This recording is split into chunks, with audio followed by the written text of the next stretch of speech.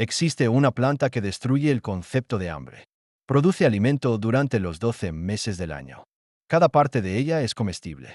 Durante 30.000 años, fue la despensa de la humanidad. Antes de que existieran los supermercados, antes de que existieran los monocultivos, antes de que existieran las fronteras agrícolas, los seres humanos dependían de este sistema perenne de abundancia. No como una curiosidad, sino como base alimentaria. Crecía sola, regeneraba el suelo y devolvía alimento año tras año, sin exigir una siembra constante. Y aún así, hoy esa planta es llamada problema. Lo que ocurrió no fue un accidente aislado. Fue una sustitución lenta y sistemática. Cambiamos un sistema perenne de abundancia por cultivos anuales que exigen arado constante, fertilizantes sintéticos y grandes volúmenes de agua.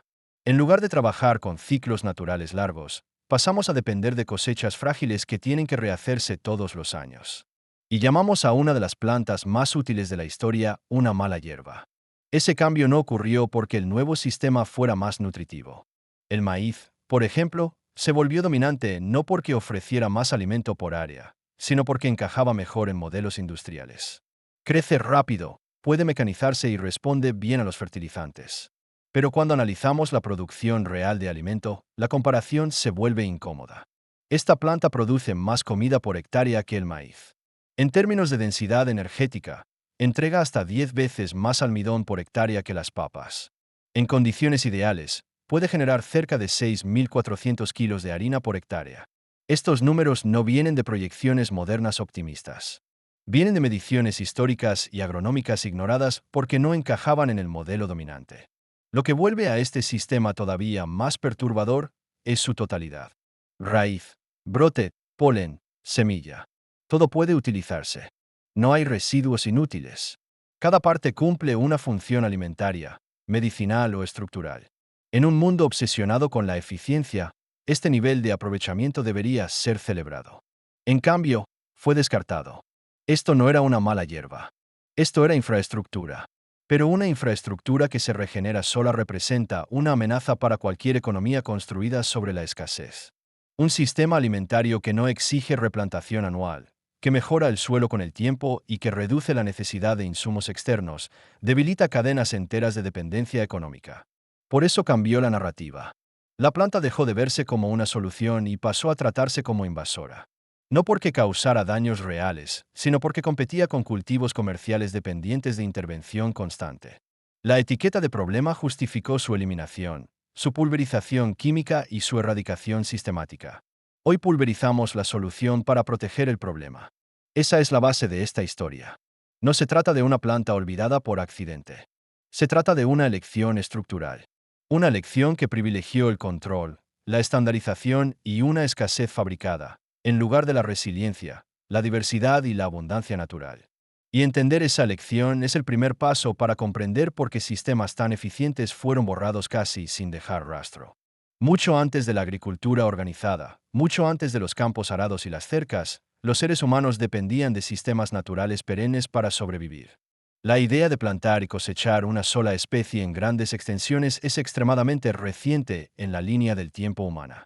Durante decenas de miles de años, la alimentación vino de paisajes diversos, resilientes y autorregenerativos. Esta planta formaba parte de ese sistema, no como un complemento ocasional, sino como una fuente central de energía. Evidencias arqueológicas indican que poblaciones humanas recolectaban, procesaban y almacenaban sus productos mucho antes del surgimiento de granos anuales como el trigo o el maíz. La constancia era la clave. En lugar de depender de una única cosecha anual, este sistema proporcionaba alimento en diferentes épocas del año, reduciendo el riesgo de hambre. La arqueobotánica moderna ayuda a entender por qué. Las plantas perennes desarrollan sistemas de raíces profundas capaces de acceder a agua y nutrientes inaccesibles para los cultivos anuales. Eso las hace menos vulnerables a sequías, heladas tardías y variaciones climáticas. En términos de supervivencia, eso significa estabilidad. No abundancia momentánea, sino seguridad a lo largo del tiempo. Además, el procesamiento de esta planta no exigía tecnología compleja. Sus raíces podían transformarse en harina rica en almidón mediante métodos simples transmitidos oralmente. Ese tipo de alimento era fácil de secar, almacenar y transportar en pequeñas cantidades, lo que permitía movilidad, una característica esencial para las sociedades preagrícolas. El impacto nutricional también era significativo. Las dietas basadas únicamente en la caza son energéticamente inestables. La inclusión de fuentes vegetales densas en carbohidratos permite una mayor previsibilidad calórica, especialmente para mujeres embarazadas, niños y ancianos. Los sistemas alimentarios que combinaban caza, recolección y plantas perennes ofrecían una ventaja evolutiva clara. Con el paso del tiempo, las comunidades comenzaron a modificar levemente el ambiente para favorecer estas plantas. No era agricultura intensiva. Era manejo, limpieza selectiva, protección contra herbívoros e incentivo a la regeneración natural. Ese tipo de interacción aumentaba la productividad sin romper el equilibrio del ecosistema. Este detalle es crucial. El sistema no exigía una dominación total del paisaje. Funcionaba integrado al bosque, manteniendo la biodiversidad y la fertilidad del suelo. A diferencia de los monocultivos anuales, que agotan rápidamente los nutrientes y exigen correcciones constantes, los sistemas perennes acumulan materia orgánica con el paso de los años. Cuando miramos la historia profunda de la humanidad, surge una pregunta inevitable. Si este sistema funcionó durante 30.000 años, alimentando poblaciones enteras sin colapsar el ambiente, ¿por qué fue abandonado tan rápidamente? La respuesta no está en la eficiencia alimentaria. Está en el control. La transición hacia la agricultura anual permitió delimitar tierras, almacenar excedentes concentrados y centralizar poder. Los granos anuales eran más fáciles de cobrar en impuestos, de almacenar y de controlar políticamente. Los sistemas perennes y dispersos ofrecían alimento, pero no obediencia estructural. Esa diferencia moldeó civilizaciones enteras. A partir de este punto, la historia deja de ser solamente botánica. Se vuelve social, económica y política. Porque lo que elegimos plantar determina no solo lo que comemos, sino cómo nos organizamos. Y esta planta, tan eficiente como invisible, representaba un modelo de abundancia que no encajaba en estructuras centralizadas. La transición de los sistemas perennes hacia la agricultura anual no ocurrió porque el nuevo modelo fuera biológicamente superior. Ocurrió porque era más fácil de controlar. Plantar, cosechar y replantar todos los años crea un ciclo previsible, medible y, sobre todo, dependiente. Dependiente de semillas, de herramientas, de fertilidad artificialmente mantenida. Las plantas perennes no funcionan así. Crecen lentamente, construyen suelo con el tiempo y devuelven cosechas sin exigir comienzos constantes desde cero. Para los ecosistemas, eso es una ventaja. Para los sistemas económicos basados en producción anual, eso es un problema. Con la expansión de la agricultura intensiva, vastas áreas fueron convertidas en campos arados. El arado profundo destruye las estructuras naturales del suelo, libera carbono almacenado y aumenta la erosión. Estudios modernos indican que las prácticas agrícolas convencionales son responsables de pérdidas significativas de suelo fértil cada año, muchas veces a tasas muy superiores a la capacidad natural de regeneración. Al sustituir sistemas perennes por cultivos anuales, creamos una paradoja. Producimos grandes volúmenes en el corto plazo, pero degradamos la base que sostiene esa producción. El resultado es un ciclo de dependencia creciente. Los suelos empobrecidos exigen fertilizantes. Los fertilizantes alteran la microbiología. Las plagas se vuelven más frecuentes. Se aplican más pesticidas. El sistema solo se sostiene con intervención continua. En contraste, los sistemas perennes funcionan como infraestructura viva. Las raíces profundas estabilizan el suelo, aumentan la infiltración de agua y alimentan redes microbianas complejas. Investigaciones en agroecología muestran que los sistemas con cobertura permanente y plantas perennes retienen más carbono, reducen la necesidad de riego y presentan mayor resiliencia ante eventos climáticos extremos. El dato más incómodo es que esta planta específica, etiquetada como problema, entrega una productividad comparable, en muchos casos, superior, sin exigir ese nivel de destrucción. Al producir alimento continuamente, elimina la necesidad de replantación anual. Al regenerar el suelo, reduce costos ambientales invisibles que rara vez entran en la cuenta económica. Pero esos beneficios no aparecen en informes trimestrales. Se acumulan a lo largo de décadas. Y los sistemas basados en retornos rápidos rara vez valoran procesos lentos, incluso cuando son más eficientes a largo plazo. La consecuencia de esta sustitución va más allá del campo. La agricultura anual moldeó dietas, economías y políticas. Concentró la producción en unos pocos cultivos globales, reduciendo drásticamente la diversidad alimentaria. Hoy, La mayor parte de las calorías humanas proviene de un número sorprendentemente pequeño de especies. Esa homogeneización aumenta los riesgos sistémicos. Cuando una plaga, una enfermedad o un choque climático golpea a uno de esos cultivos dominantes, el impacto es global.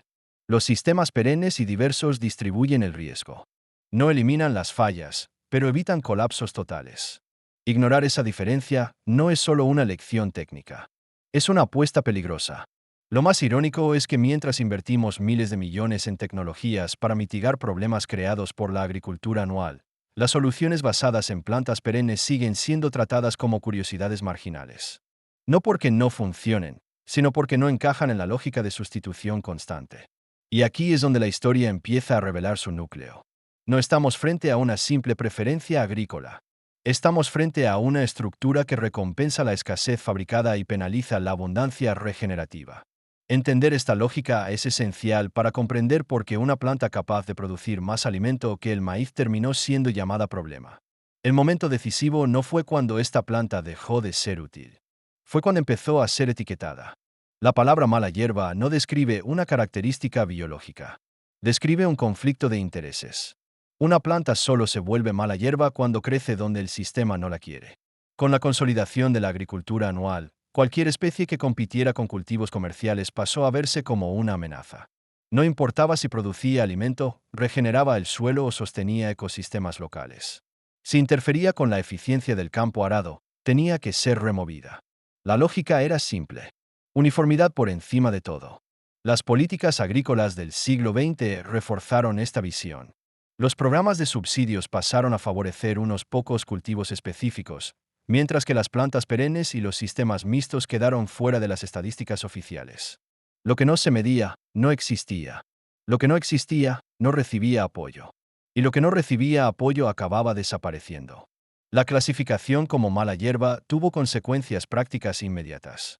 Justificó el uso de herbicidas, la limpieza química de los campos y la erradicación sistemática de plantas que antes formaban parte del ambiente productivo. En muchos casos, los agricultores eran incentivados financieramente a eliminar esas especies para mantener el acceso a subsidios. Este proceso no necesitó una conspiración. Funcionó por alineación de incentivos. El agricultor que seguía el modelo dominante recibía apoyo. El que experimentaba con sistemas alternativos asumía los riesgos en soledad. Con el tiempo, la diversidad desapareció no por prohibición explícita, sino por abandono forzado. Los datos históricos muestran que a medida que los herbicidas se volvieron más comunes, la presencia de esta planta en áreas agrícolas cayó drásticamente. Al mismo tiempo, aumentó la dependencia de insumos externos. La paradoja es evidente. Este desplazamiento semántico facilitó acciones que, en otro contexto, parecerían irracionales. Lo más inquietante es que este patrón se repite. Siempre que una solución reduce la dependencia, tiende a ser marginada. Los sistemas que funcionan sin compras recurrentes no generan cadenas de lucro previsibles. Y lo que no genera lucro previsible rara vez es promovido. Esta planta no fue olvidada por ignorancia. Fue borrada por incompatibilidad. Incompatibilidad con políticas diseñadas para producción anual, con modelos económicos basados en insumos y con una narrativa que confunde control con eficiencia. Al etiquetar la solución como problema, el sistema se protegió a sí mismo. Y esa estrategia es extremadamente eficaz, porque no parece violenta, parece racional, parece científica, pero sus efectos son profundos y duraderos. Con el paso de las décadas, el resultado quedó claro. Suelos más frágiles, menos diversidad, más dependencia.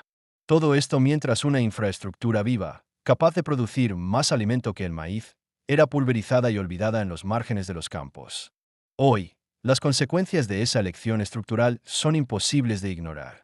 La agricultura anual e intensiva sostiene grandes volúmenes de producción, pero al costo de una fragilidad creciente. Suelos degradados, dependencia extrema de fertilizantes sintéticos y cadenas de abastecimiento largas volvieron al sistema vulnerable a choques climáticos, energéticos y políticos. Informes recientes muestran que una parte significativa de los suelos agrícolas del mundo ha perdido gran parte de su materia orgánica original. Eso reduce la capacidad de retener agua, aumenta la erosión y disminuye la productividad con el tiempo. Para compensarlo, se aplican más insumos. El ciclo se repite. Más costo, menos resiliencia. Al mismo tiempo, las crisis alimentarias locales y globales exponen una paradoja inquietante. Producimos calorías suficientes para alimentar a la población mundial, pero fallamos en garantizar estabilidad y nutrición adecuada. Los eventos extremos interrumpen cadenas logísticas. Los precios se disparan. Regiones enteras se vuelven dependientes de importaciones frágiles. El sistema funciona solo mientras todo marcha perfectamente. Es en este contexto que científicos, agricultores y ecologistas vuelven a mirar hacia los sistemas perennes. No por nostalgia, por pragmatismo. Las plantas que producen alimento continuamente, regeneran el suelo y exigen menos intervención se vuelven estratégicamente relevantes. Lo que antes era tratado como problema empieza a ser reevaluado como infraestructura olvidada. Las investigaciones contemporáneas en agroforestería y agricultura regenerativa muestran ganancias consistentes en estabilidad de producción cuando las plantas perennes se integran al sistema. Menor necesidad de riego, mayor diversidad biológica, mejor resistencia a plagas sin uso intensivo de químicos. Estos resultados no aparecen de un día para otro. Se acumulan con el tiempo. Lo más significativo es que esta planta específica, capaz de producir más alimento que el maíz, encaja perfectamente en ese modelo. No compite con los cultivos anuales en el corto plazo. Los complementa y los estabiliza. Pero esa lógica exige un cambio de mentalidad. Exige aceptar que no toda eficiencia puede medirse por cosechas anuales. En comunidades que empiezan a reintroducir sistemas perennes, se observa algo curioso. La necesidad de intervención disminuye. El suelo mejora. La previsibilidad aumenta.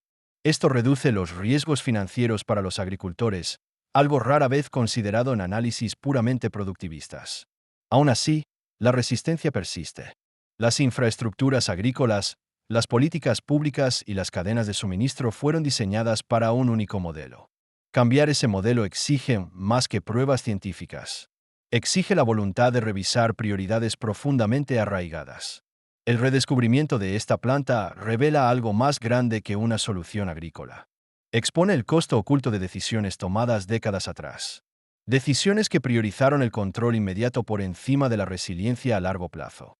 Decisiones que transformaron abundancia regenerativa en escasez administrada. A medida que las crisis se acumulan, la pregunta deja de ser si podemos continuar así. La pregunta pasa a ser, ¿por cuánto tiempo? Y frente a esa pregunta, los sistemas capaces de producir alimento continuamente, sin degradar la base natural, dejan de ser curiosidades y pasan a ser opciones estratégicas. Este cambio de perspectiva prepara el terreno para el desenlace de la historia. Porque comprender lo que fue borrado es apenas la mitad del camino. La otra mitad es decidir qué hacemos con ese conocimiento ahora. Al final, esta historia no trata de una planta olvidada por accidente. Trata de un sistema que eligió ignorar cualquier cosa que no pudiera ser controlada, estandarizada y explotada en ciclos cortos. Cuando miramos hacia atrás, queda claro que la decisión de abandonar los sistemas perennes no se basó en nutrición, sostenibilidad o resiliencia. Se basó en conveniencia económica. Esta planta no desapareció porque fallara. Desapareció porque funcionaba demasiado bien fuera de la lógica dominante. Un sistema alimentario perenne que se regenera solo representa una amenaza directa para una economía construida sobre la escasez. Reduce la necesidad de replantación constante, disminuye la dependencia de insumos externos y debilita cadenas de lucro basadas en la sustitución continua. Una solución que no podía ser fácilmente grabada, patentada o vendida en paquetes anuales. No olvidamos esta planta. La borramos. Ese borrado no exigió violencia visible. Bastó con alinear políticas, subsidios y narrativas. Bastó con enseñar a generaciones enteras a ver la abundancia como un problema y el control como una virtud. El resultado fue un sistema frágil, altamente productivo en el corto plazo, pero vulnerable ante cualquier ruptura. Hoy, cuando enfrentamos crisis alimentarias, climáticas y energéticas al mismo tiempo, esa lección empieza a cobrar su precio. Los suelos degradados exigen correcciones constantes. Las cadenas largas fallan bajo presión. La dependencia se vuelve riesgo. Mientras tanto, la solución sigue ahí, creciendo en silencio, donde no fue totalmente erradicada. En márgenes de bosques, en áreas descuidadas, en suelos que nunca fueron completamente dominados. No necesitas ser reinventada. Necesitas ser reconocida. Esto no significa abandonar toda la agricultura moderna. Significa reevaluar los criterios. En lugar de preguntar solo cuánto produce un cultivo en una única temporada, necesitamos preguntar cuánto sostiene a lo largo del tiempo. En lugar de medir la eficiencia solo en toneladas inmediatas, necesitamos considerar estabilidad, regeneración y autonomía. La historia muestra que los sistemas verdaderamente resilientes rara vez son los más visibles. Operan en segundo plano, fortaleciendo la base, mientras otras estructuras parecen brillar. Cuando esas estructuras fallan, es la base la que permanece. Esta planta no era una mala hierba. Era infraestructura. Y la pregunta que queda no es si puede volver. La pregunta es, ¿cuántas otras soluciones similares siguen siendo tratadas como problemas simplemente porque no encajan en un modelo que depende de la escasez para sobrevivir?